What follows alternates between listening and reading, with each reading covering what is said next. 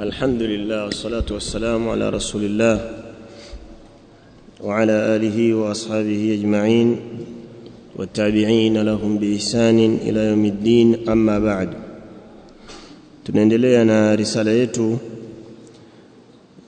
ya shurutu salah wa arkanuha wa wajibatuha ya Sheikh Muhammad bin Abdul Wahhab rahimahullahu ta'ala. Tulikuwa katika kuelezea masharti ya sala, tukasoma sharti la kwanza mpaka sharti la sita la satrul aura. Sharti la saba anasema Sheikh, الشرط السابع دخول الوقت, kuingia kwa wakati. Miongoni mwa masharti ya sala ni kuingia kwa wakati, kwa maana mtu hawezi kuswali nje ya wakati, anatakiwa aswali ndani ya wakati, na pia nje ima kabla ya wakati kufika au baada ya wakati kutoka. Pamoja kwamba hapa linalokusudiwa ni kabla ya kuingia kwa wakati. Masala ya wakati kutoka, mtu ameacha swala kwa makusudi mpaka wakati wake ukapita, mfano kama sasa hivi aje swala la asiri makusudi, kuna khilafu. Baadhi ya wanachuoni wanasema kwamba hata akiswali hakuna faida yoyote, ameacha kwa makusudi. Moja wengine wanasema kwamba bado dhima anayo, atapata dhambi, lakini anatakiwa aiswali ile swala. Wallahu a'lam, lakini hapa anakusudiwa kabla ya kuingia kwa wakati. Wadalilu minas sunnati hadithu Jibril alayhi salam, na dalili katika sunna hadithi ya Mtume sallallahu alayhi wasallam ni hadithi ile ya Jibril, hadithi ya Jibril alayhi salam, kuonyesha kwamba swala ina wakati. Hii hadithi za kuonyesha swala tano zina wakati, ndio hii hadithi ushahidi wake. Kwa maana kabla ya kuingia wakati huo huitakiwi kuiswali swala katika nyakati hizi zotaja. Kabla haujaingia wakati usiiswali swala kabla ya wakati wake. Hadithi ya Jibril, Sheikh hapa akasema annahu amma an-nabiy sallallahu alayhi wa alihi wasallam, kwamba Jibril alimswalisha Mtume sallallahu alayhi wasallam fi awwal al-waqti wa fi akhirih, kwa sababu alikuja siku mbili tofauti. Siku ya kwanza alipokuja alimswalisha wakati wa mwanzo, kila swala mwanzo wa wakati akawa anamswalisha kila, alafu siku ya pili akamswalisha mwisho wa wakati. Ndio akamwambia baina ya nyakati hizi mbili ndio kila swala iko baina ya nyakati hizi, kwa maana inaanza hapa mpaka mwisho hapa. Kwa hiyo adhuhuri siku ya kwanza aliswali mwanzo wa wakati, siku ya pili akaswali mwisho, amfahamisha kwamba adhuhuri ipo katika wakati huu, kuanzia pale kama jana niliposwali mpaka na hapa niliposwali leo, hiki ndio kipindi cha adhuhuri. Na vile vile alasiri, na vile vile akafanya hivyo. Naelewana? Naam. Kwa hiyo alivyosema siku ya kwanza alikuja akamsalisha mwanzo wa wakati, na siku ya pili akamsalisha mwisho wa wakati, katika hadithi ambayo imepokelewa na jamaa katika masahaba, Ibn Abbas, Jabir, na ipo wametaja al-Imam Abu Daud, al-Imam Tirmidhi, wengi katika imma wameitaja hadithi hii ya Jibril, kwamba Mtume sallallahu alaihi wasallam anasema waqtu adh-dhuhri idha zalat ash-shamsu, wakati wa dhuhuri ni pindi itakapopondoka jua au kupinduka jua. Kwa maana jua likiwa katikati likamili kwenda upande wa magharibi, likimili tu kwenda kundo zawali, hapo wakati wa dhuhuri umeanza. Na mwisho wake wakana dhillu rajuli katulihi, mpaka atakapokuwa kivuli cha mtu ni sawa sawa na yeye mwenyewe urefu wake alivyo, ndio mwisho wa dhuhuri. Sio lazima mtu kitu chochote kile. Mfano jua lipo katikati, chukulia umeweka hiki chuma kirefu, jua lipo katikati, limeanza kwenda hapa, adhuhuri imeingia. Kwa hiyo kivuli kikirefuka kikawa sawa sawa na hiki chuma kwa kwenda hivi, ndio mwisho wa dhuhuri. Si kuna wakati ukisimama unaona kivuli chako kinafika kama pale. Sawa? Kikiwa sawa sawa na wewe kile kivuli kilivyo na urefu wako ni sawa, ndio mwisho wa dhuhuri. Kwa maana kikianza kukuvuka wewe kivuli kikawa kirefu zaidi yako, alasiri imeingia. Na kile kivuli kikiwa mara mbili yako, mwisho wa alasiri. Kwa maana kikirefuka tena kikawa mara mbili kama wewe ulivyo, kile kivuli kimekwenda kikaenda tena mara ya pili kwa urefu ule uliokuwa na wewe, basi hapo ndio mwisho wa dhuhuri, mwisho wa alasiri. Tunaelewana? Naam. Hapa tunazungumza masala ya dhuhuri na alasiri kwa sababu jua lipo. Sio magharibi isha huwezi kutipima tena kivuli wala alfajiri, lakini adhuhuri na alasiri inawezekana. Na ndio maana mara nyingine utakuta kwamba watu wanachelewa kuswali saa 7 kamili, swala imeingia tangu saa 6 dakika 20 labda. Ukisimama utaona kivuli kimekwenda. Kwa maana ule ni wakati wa mwanzo ni pale. Kwa hiyo ni hadithi iko hivyo. Ukataja wakati wa alasiri, akautaja wakati wa maghrib, meelewana, yanapodhihiri mawingu yale mekundu kabla ya kuingia mawingu meupe kuonyesha wakati wa isha. Na akataja wakati wa isha unakwenda mpaka nusu ya usiku. Wakati wa isha unakwisha mwisho wake ni nusu ya usiku. Kwa hiyo kama usiku unaanza saa 1 unaisha saa 10, mwisho saa 5 kamili, saa 5 yani kwa saa tunazotumia ni wakati wa mwisho wa isha. Isha inakwenda mpaka katikati ya usiku. Katika hadithi ya Mtume sallallahu alaihi wasallam ikaja hivyo. Na wakati wa alfajiri nitapochomoza alfajiri ya kweli. Alfajiri ya kweli. Kuna alfajiri ya urongo ile. Alfajiri ya urongo ambao huku chini kuna kwa weupe haujatanda. Tumeelewana? Bado kuna giza kiasi ambacho kama mfano tukizima taa hapa, kwa sababu alfajiri ya kweli hata kama tukizima taa sehemu za giza kama watu wa mashambani, ukisimama hapa kile kibanda pale unaona kwamba kiko vipi, au kama nyumba ina rangi pale nyeupe tu, lakini ile alfajiri ya urongo hauwezi kuona. Hata kama kuna kichuguu cha mchanga kiko pale huwezi kukiona. Wale watu wa mashambani ndio wanajua. Mtihani wa sisi tuko mijini. Tumeelewana? Lakini alfajiri ya kweli ya urongo haiwezekani ukitujari ile iliyosimama pale giza lipo huwezi kuiona ile. Mashambani nasema si huku mijini. Kwa maana kama kijijini hakuna umeme, mwana kibatari chenu mmezima ndani, ukiamka usiku ukitoka kuna nyumba nyingine imejengwa pale yenu pia huioni. Sawa? Alafu ukifika wakati unaiona sasa kwamba mchanga ule yani unaona, hiyo ndio alfajiri, hiyo sasa imeingia, ndio alfajiri ya kweli iko hivyo. Ndio maana ilikuwa Mtume sallallahu alaihi wasallam akianza kuswali swala kuna giza, lakini akimaliza swala mtu anamjua aliyekaa naye, kumbe huyu ni fulani. Sababu pale alipoingia huenda hawakujuana, si kama sisi. Mfano msikitini tukizima taa tukaingia kuswali alfajiri, tunaweza tusijuane, usimjue mtu aliyekuwa pembeni yako, sio? Lakini hivyo hivyo kuigiza, Mtume sallallahu alaihi wasallam alikuwa akitoa salamu mtu anamjua kwa mwenzie, kumbe huyu fulani huyu, sababu tayari kumekuwa kweupe. Bali mtu anaona akirusha mshale wake atauona mahala pa kuangukia ule ulipoangukia kwa sababu kweupe. Akiwezekana alfajiri mmeswali mnatoa salamu mnarudi nyumbani na tochi, mnarudi vipi sasa? Kwa maana nyinyi mmeswali usiku.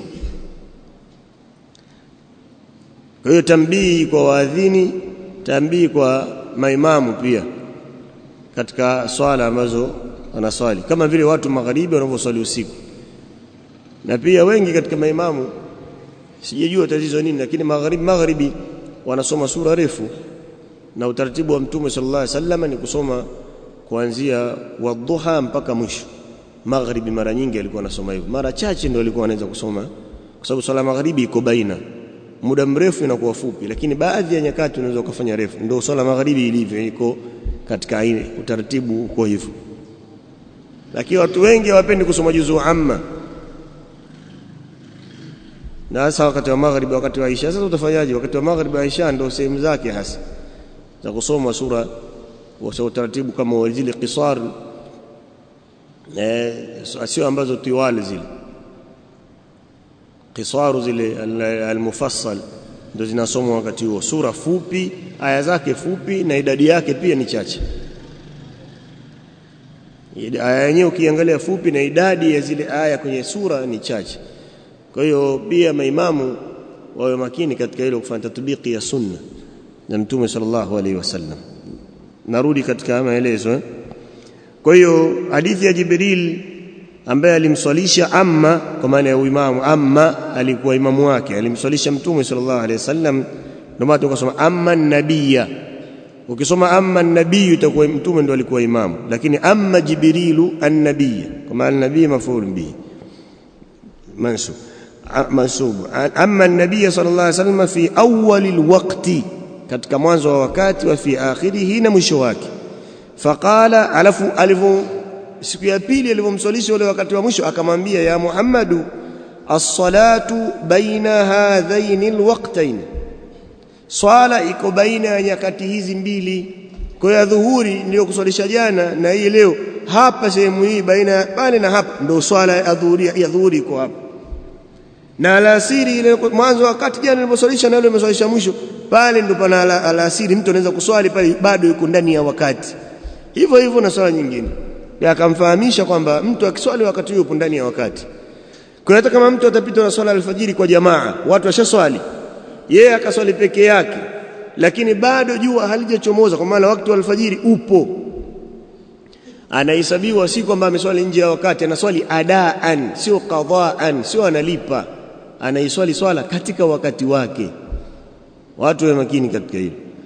Kwa hiyo mtu akiswali ya dhuhuri imempita, mfano amekuja kuswali saa 8:30, bado wakati wa dhuhuri upo, aswali analipa, anaswali qadhaa. Kulipa manake ni nje ya wakati. Wewe unaswali adaan, manake unaitekeleza alasiri katika wakati wake. Nikisema adaa, umeelewana? Sio kwamba unaswali qadhaa, kwamba mtu ananuia kwamba swala ninaswali ninakidhi adhuhuri kwa sababu imenipita. Adhuhuri haija kupita, isipokuwa jamaa ndio imefanya nini, lakini adhuhuri bado ipo ndani ya wakati. Kadhalika swala ya Isha, mtu ameswali saa 3, ameswali saa 4, bado anaswali adaa katika wakati wake, si kwamba analipa kwamba iko nje ya wakati, la. Kwa hiyo pia hilo watu wa makini wajue zile nyakati mbili zile ambazo Jibril alimfunza Mtume sallallahu alaihi wasallam. Tuko pamoja mashekhe? Naam, kwa pamoja. Kwa wale watu wanaotamka kwa sababu wanasema hivyo, sio usalli salata adh-dhuhri, afu mtu kusema adaan, mwingine qadaan, kwa kulipa kwamba imenipita, kwa sababu sasa. Kwa hivyo umeswali nje ya wakati. Kama ndani ya wakati, adaa pia, kwa sababu bado wakati wake upo, unaiswali dhuhuri katika wakati wake. Kwa hiyo hata kama utamki ujue, kwa sababu hilo likupitikie katika moyo wako kwamba unatekeleza swala katika wakati wake. Umeelewana? Naam.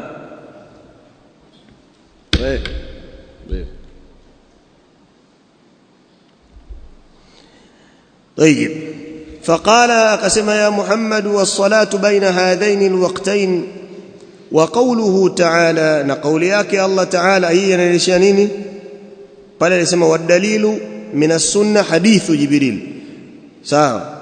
وقوله تعالى، نقولياك تعالى بالدليل ya kuonyesha swala zina wakati katika Qur'an. Sasa inna as-salata, hakika swala, kanat ala almu'minina, zimekuwa juu ya waumini, kitaban ni faradhi, mawqutan, yenye wakati maalumu. Faradhi mawqutan, iliyowekewa muda, iliyowekewa wakati. Kitaban manake Sheikh anasema ay mafruḍan. Sheikh anasema hivyo, kitaban ay mafruḍan, yenye ni faradhi, imefaradhishwa. Fil awqat, katika nyakati maalum. Swala juu ya waumini ni faradhi yenye wakati maalum. Tumeelewana? Swala imekuwa juu ya waumini ni faradhi lazima, ndio faradhi, lakini mawqutan, yenye iliyowekewa wakati. Ni faradhi iliyowekewa wakati, kwa maana iko ndani ya wakati maalum, si uswali utakavyo wewe. Sababu kuna watu wengine katika majumba umekaa kwamba mtu basi Isha ameona amechoka, amelala saa 2 asubuhi, sana sala Isha, maana jana leo nimechoka nikalala. Ndio wanavyosema mabibi wa nyumbani,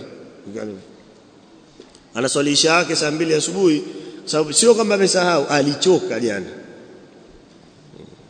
kwa maana kwa sababu hawajui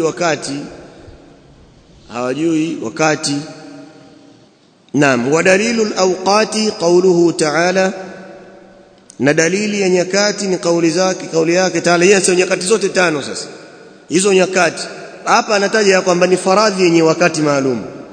Sasa anataja ushahidi wa zile nyakati ndani ya Qur'an kwamba zimetajwa zile nyakati, na Allah anasema aqimis salata, simamisha swala, liduluki shamsi, kuanzia kupondoka kwa jua, yani wakati wa kupondoka jua, kuanzia wakati linapopondoka jua. Adhuhuri maana yake inaanza hapo. Kwa hiyo adhuhuri na alasiri tumeelewana, wakati wake ni hapo utapondoka jua, kwa sababu tumesema kivuli kikiwa sawa sawa na wewe, sawa, hapo ni wakati gani? Adhuhuri mwisho, sawa. Kikikuzidi kivuli kikawa kirefu kuliko wewe ulivyo kidogo, alasiri imeingia. Kivuli kikiwa mara mbili ya urefu wa kitu, mwisho wa alasiri. Kwa hiyo utakuta kwamba alasiri na adhuhuri kama wakati wake ni wa mchana. Tumeelewana? Naam, yani bado jua likiwepo. Kwa hiyo anavyosema kwamba aqimis salata liduluki shamsi, simamisha swala kuanzia kupondoka kwa jua. Kwa hiyo itaingia dhuhuri na nini na alasiri, kwa sababu zote zinahusika na jua hapo, kia kabla jua halijazama. Ila ghasaqil layli, mpaka kuingia giza la usiku. Maana yake itahusika maghribi na nini na isha, kwa sababu yote ipo katika usiku hizo. Maghribi na isha ziko usiku. Ila ghasaqil layli, mpaka kuingia nini, ila dhulmatil layl, mpaka kuingia giza, kuja kwa giza la usiku. Wa Qur'an al-fajri, ay salat al-fajri, hiyo sala ya al-fajr na sala ya al-fajri. Qur'an hapo kwa maana as-sala, wa Qur'an al-fajri na sala al-fajri. Na wanachoona nasema imekuwa mansubu wa Qur'an al-fajri kwa hali mbili, ima imefanywa atfu ya ile salata, yani aqimis salata, kwa hiyo wa aqim Qur'an al-fajri ikawa mafulu bihi hiyo, au imekuwa kwa al-ighra, ay wa alayka Qur'an al-fajri, nashikamana na sala ya al-fajri. Kwa hiyo mansubu ima kwamba imefanywa ni maatufu kwa as-salata au ni ala al-ighra. Kwa hiyo wa Qur'an al-fajri, nashikamana na Qur'an al-fajri na usimamisha swala ya al-fajri. Inna Qur'an al-fajri, hakika swala ya al-fajri, kana mashhudan, imekuwa ni yenye kushuhudiwa na malaika wale wa usiku na mchana, wanabadilishana pale, wanakusanyika ya swala ya al-fajri. Kwa itakuwa tumemaliza sharti hilo, tumeelewana? Naam. Kwa hiyo mashia wao wanasema kwamba aqimi salata liduluki shamsi adhuhuri ila ghasaqil layl, mpaka usiku likiingia giza. Kwa hiyo alasiri pale amna, unaita hapa adhuhuri. Sasa aliyetafsiri Mtume sallallahu alaihi wasallam, kwa sababu ndio ilimshukia aya hii. Aya hii iliwashukia mashia. Aya hii ilishuka, ilimshukia Mtume sallallahu alaihi wasallam, na Mtume akaswali vile alivyoswali Mtume, ndio akaitafsiri hii aya, ikawa dhuhuri panaswaliwa, alasiri panaswaliwa, hivyo sababu anaitafsiri aya. Na ndio maana al-Imam al-Barbahari kwenye Sharh Sunna anasema hivi, as-sunnatu hiya al-Qur'an wal-Qur'anu huwa as-sunnah. Tumeelewana? Kwa sababu ni vitu vile ukiviangalia ni kitu kimoja. Qur'an tufassir, sunna tufassir al-Qur'an. Unaweza kuta kitu kimefungika huku kaja katafsiriwa.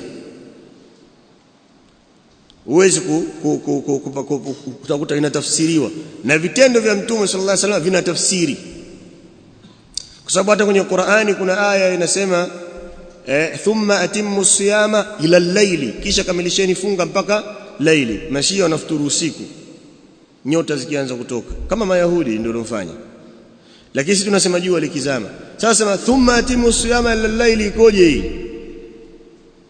Umeelewana? Waambia hiyo, tumuulize Mtume sallallahu alaihi wasallam akifuturu vipi, wala usipate tabu. Yeye alikuwa anafuturu vipi? Utakuta hadithi zinazungumza huko kwamba idha aqbalati al-laylu min hahuna wa adbarati an-naharu min hahuna faqad aftara as-sa'im. Mkiona mchana huku umepotea, sawa, na huku usiku ushaingia, mtu ameshafuturu time hiyo. Na yeye mwenyewe alikuwa mfano, mpaka na mtuma Bilali aangalie jua kama limezama. Kwa hiyo huwezi, na hii ndio tofauti ya manhaji ya salafi na makundi mengine, kwamba utata sitarejesha kwa nani? As-salaf. Tumeelewana? Wao watatuondolea utata. Haya, ashartu thaminu, sharti la 8, istiqbalu liqibla, kuelekea upande wa qibla. Wadalilu qawluhu ta'ala, na dalili ni kauli yake Allah Ta'ala, anasema qad nara taqalluba wajhika fi as-samaa, kwa hakika tumeona kugeuza kwako uso kuelekeza mbinguni. Kwa maana Mtume sallallahu alaihi wasallam alikuwa anatamani qibla kingeelekezwa katika Baitul Haram Makkah, katika Al-Kaaba, lakini Mtume sallallahu alaihi wasallam ameswali miezi 6 qibla anaelekea Baitul Maqdis kabla akijabadilishwa kuwa Al-Kaaba, sababu qibla kabla hapo ilikuwa ni Baitul Maqdis Palestine, na Mtume sallallahu alaihi wasallam ameswali muda wa miezi 6 anaelekea huko, mpaka kilipokuja kubadilishwa swala alfajiri moja, yeye Mtume sallallahu alaihi wasallam ameteremshiwa aya, qibla kimebadilika, watu wakaswali kuelekea Al-Kaaba. Tumeelewana? Na Masjidi Quba taarifa zilikuwa zijawafika alfajiri, wakati anaswali wakaelekea Baitul Maqdis.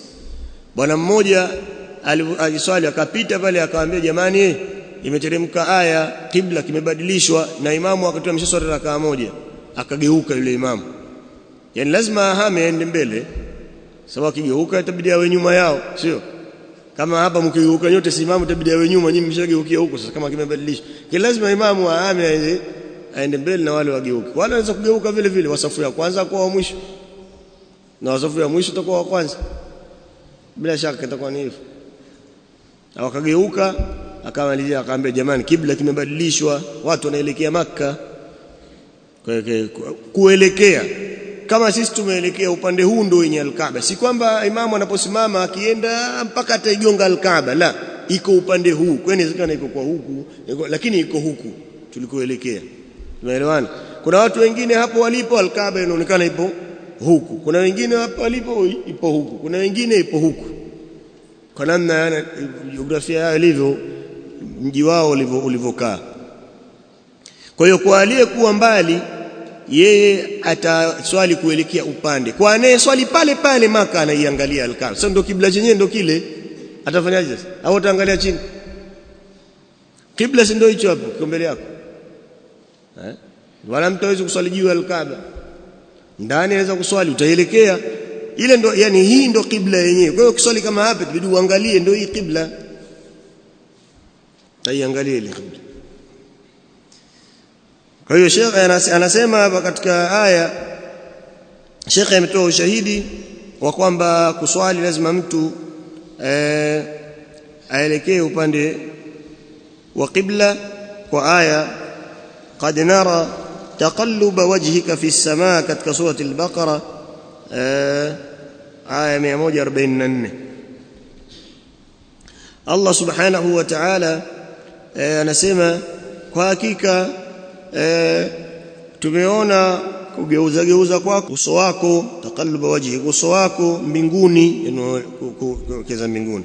Falanuwalliyannaka qiblatan tardaha, basi tutakuelekeza kwenye qibla unachokipenda, unachokiridhia. Falanuwalliyannaka qiblatan tardaha, basi tutakuelekeza, tageuza yani sasa kuelekea qibla tardaha, ay tuhibbuha, unachokipenda. Fawalli wajhaka, basi elekeza uso wako, yani istaqbil fi salat, unapokuwa katika sala, shatra almasjid alharami, shatra ay nahwa, upande wa masjid alharam ambaye ni Al-Kaaba. Elekeza uso wako upande wa masjid alharam, yani upande wa Al-Kaaba, msikiti mtakatifu, Masjid al-Haram. Haya, alafu Allah akasema wa haithu ma kuntum, na popote mtakapokuwepo, fawallu wujuhakum, sielekezeni nyuso zenu, shatrahu, upande huo, popote mtakapokuwepo, kwa maana popote. Kwa hiyo watu waliokuwa kama Kaaba itakuwa wataelekeza, kama itakuwa popote mtapokuwa nyinyi mkitaka kuswali, elekezeni nyuso zenu upande huo, kwa hiyo Al-Kaaba, hiyo Baitul Haram. Huu ndio ushahidi. Anashurutishwa mtu anapotaka kuswali sala tano basi aelekee upande wa qibla, uso na mwili wake uelekee upande wa qibla. Akiwa katika mji na yupo mtu anaweza kumwambia upande wa qibla, ni wajib aulize, asijitahidi. Kama upo katika mji na upande wa qibla umekutatiza, na unaweza ukaulizia, kwa sababu katika mji watu wengi na watu waweza kujua kueleza misikiti na kuelekea, usijitahidi afu kukosea itabidi urudie. Kama katika mji na watu kumuuliza, basi wajibu uulize. Haitojuzu kuswali kwa kujitahidi katika mji na watu wa kuuliza wapo, unaweza ukaulizia, basi usijitahidi, lazima uulizie kwanza kama umekutatiza upande wa qibla. Kwa sababu kama ukiswali kwa uelekea upande wa qibla lazima urejee. Akija mtu akamwambia qibla ni huku katika mji, lakini sio kama umesafiri huko mashambani. Ama ukiwa katika safari, mtu akijitahidi hata kama akikosea baadaye kaja kumdhihirikia kumbe uko upande wa qibla, basi hakuna neno. Amesafiri mtu yuko katika mji, sasa huko alikokuwa mashambani hawezi kujua upande wa qibla uko wapi. Pamoja akajaribu kuangalia, bado muda mwingine unaweza kuangalia jua linakotokeza ukaliweka katikati, sio? Ukaona kwamba upande wa qibla itakuwa ni huko na huko, lakini mfano ukakutatiza qibla ni wapi, utajitahidi kwa kadri unafahamu, ukaangalia mazingira.